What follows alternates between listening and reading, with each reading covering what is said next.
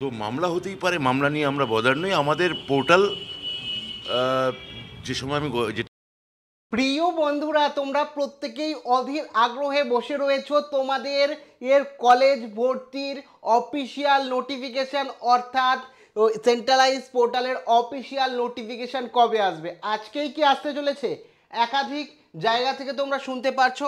Actually কি জানালো রাজ্যের শিক্ষামন্ত্রী তথা শিক্ষা দপ্তর, সমস্তটা অফিসিয়ালভাবে তোমাদেরকে জানাবো এই মুহূর্তে সমস্ত তথ্য অনুযায়ী। কাজেই তোমরা যারা উচ্চ মাধ্যমিকের পরে কলেজে ভর্তির জন্য ওয়েট করে রয়েছে, ভিডিওটি প্রথম থেকে শুরু করে শেষ পর্যন্ত ওয়াচ করো।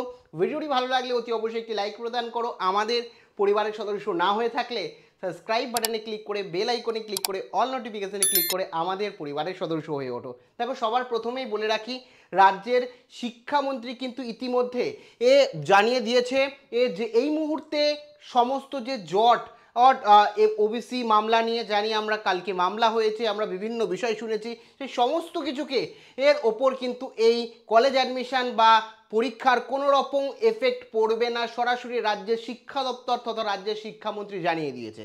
কলেজে ভর্তি নিয়ে অ্যাকচুয়ালি অনেক ধরনের জল্পনা, তোমাদেরও শুনতে ভালো লাগছে না যে আজকে হবে কালকে হবে, আমি জানি, আমার নিজেরই খারাপ লাগছে, কিন্তু তোমরা জানতে চাইছো।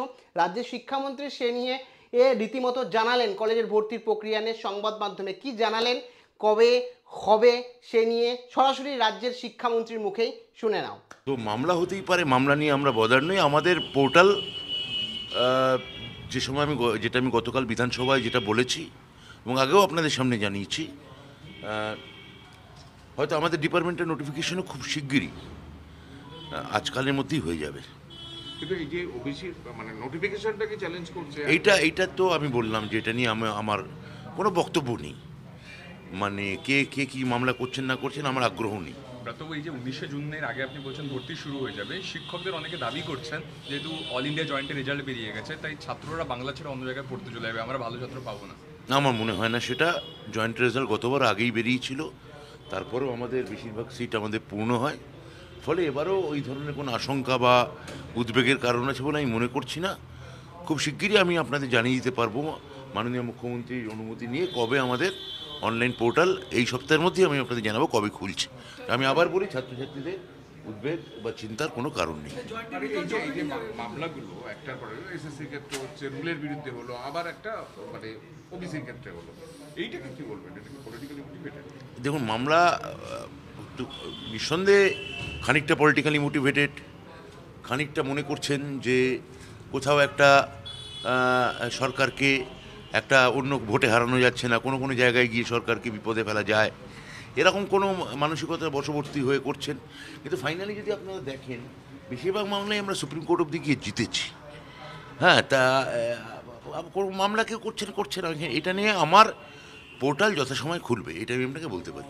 লাস্ট হচ্ছে জেনারেল কলেজের কথা বললেন, রাজ্য জয়েন্টের রেজাল্টও এই ওবিসির যে এটাও খুব দ্রুত। তো তোমরা জানতেই পারলে রাজ্যের শিক্ষামন্ত্রী অ্যাকচুয়ালি কি জানালো।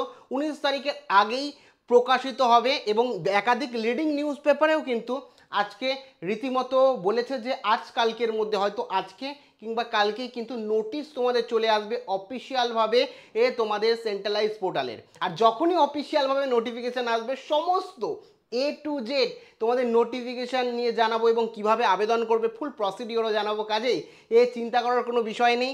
যারা এখনও পর্যন্ত আমার ভাই বোন রয়েছে সাবস্ক্রাইব করনি, অবশ্যই সাবস্ক্রাইব করে বেল আইকনে ক্লিক করে রাখো, যাতে পরবর্তী সমস্ত আপডেট সবার প্রথমে তোমাদেরকে দিতে পারি।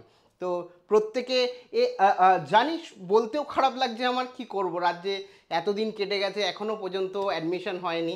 তো আশা করছি 2-1 দিনের মধ্যেই বা আজকেই সুখবর তোমাদের দিতে পারবো। বা কলেজ অ্যাডমিশন সম্পর্কিত কোনো অভিযোগ বা কোনো রকম বক্তব্য থাকলে, কিছু মতামত থাকলে অবশ্যই কমেন্ট সেকশানে আমাকে জানিও।